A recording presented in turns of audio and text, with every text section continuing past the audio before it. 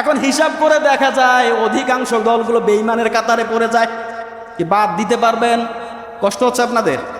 খারাপ লাগছে আপনাদের? আমি এভাবেই কথা বলি, মুহাম্মদ রাসূলুল্লাহর আদর্শ বাদ দিয়ে যে ব্যক্তি যে দল পরিচালনা করবে ওর ঈমান নেই, ও বেঈমান। ও দলের নেতাও বেঈমান, ও দলের কর্মীরা সবাই বেঈমান। কথা বলেন ঠিক কিনা? যদি বেঈমান না হয় তাহলে কোরআনের আয়াতটা মিথ্যা হয়ে যাচ্ছে।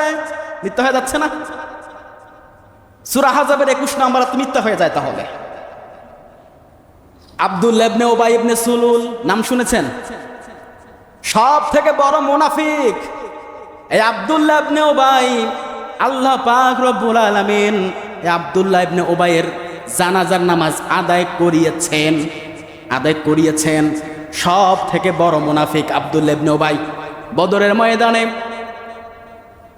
বিভিন্ন যুদ্ধের সময় আব্দুল্লাহ ইবনে উবাই সৈন্য সামন্ত নিয়ে ভেগে গিয়েছে, কেটে পড়েছে। আল্লাহ রসুল সাল্লাল্লাহু আলাইহি ওয়াসাল্লাম বদরের ময়দানে বিজয় লাভ করেছিলেন। তার মধ্যে 70 জন কারাবন্দী ওই যুদ্ধের ময়দানে আটক হয়েছিল। তার ভিতরে মুহাম্মদ রাসূলুল্লাহর আপন চাচা ছিল আব্বাস রাদিয়াল্লাহু তাআলা আনহুকে খেজুর গাছের বাকল দিয়ে, ছাল দিয়ে ওনাকে বেঁধে রাখা হয়েছে। আল্লাহ রসুল চাচাকে দেখতে গিয়েছেন মুক্তিপণ দাবি করার জন্য। পাশে ছিল ওমর, আবু বকর। আল্লাহ রসুলের পাশে ছিল এই আব্দুল্লাহ ইবনে উবাই ইবনে সুলুল। আল্লাহ রসুলের চাচা রক্তাক্ত অবস্থায় আছে, ফর্সা মানুষ, চামড়া লাল হয়ে গেছে। এমত অবস্থায় দেখে আল্লাহ রসুলের মায়া হবে কি হবে না বলেন তো? আপন চাচা না? আপন চাচার প্রতি রক্তের টান আছে না নাই? আল্লাহর নবী দেখতে পাচ্ছে চাচা অনেক কষ্টে আছে, মুক্তিপণ দাবি করছে। চাচা, আপনি ইলম কালাম জানেন, মুক্তিপণ ছাড়া আপনাকে ছেড়ে দেওয়া হবে না। সন্তানগুলোকে আপনি শিক্ষা দেন, পড়াতে হবে। যদি পড়াতে পারেন আপনাকে ছেড়ে দেওয়া হবে।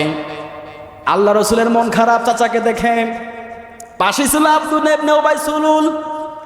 নিজের জামাটা খুলে, জুব্বা মুবারকটা খুলে, আল্লাহ রসুলের মন খারাপ দেখেছে, নিজের জামাটা খুলে হযরত আব্বাস রাদিয়াল্লাহু তাআলা আনহুকে আবৃত করেছে। সেই হলো আব্দুল্লাহ ইবনে উবাই। কতটা ভালোবাসা ছিল রসুলের প্রতি। রসুলের মন খারাপ দেখেছে আর চাচা নিজের কাপড়টা জড়িয়ে দিয়েছে। সেই আব্দুল্লাহ ইবনে উবাই মুনাফিক।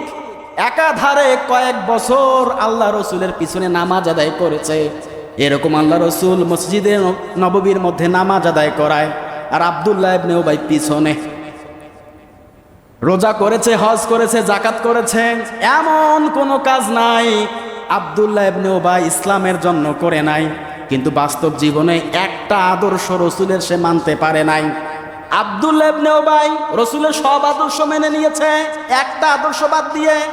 সেটা হচ্ছে এই আল্লাহ রসুল কোরআন দিয়ে যে দেশ পরিচালনা করবে, রাষ্ট্র পরিচালনা করবে, আল্লাহ রসুলকে আব্দুল্লাহ ইবনে উবাই রাষ্ট্রীয় জীবনে মেনে নেয় নাই।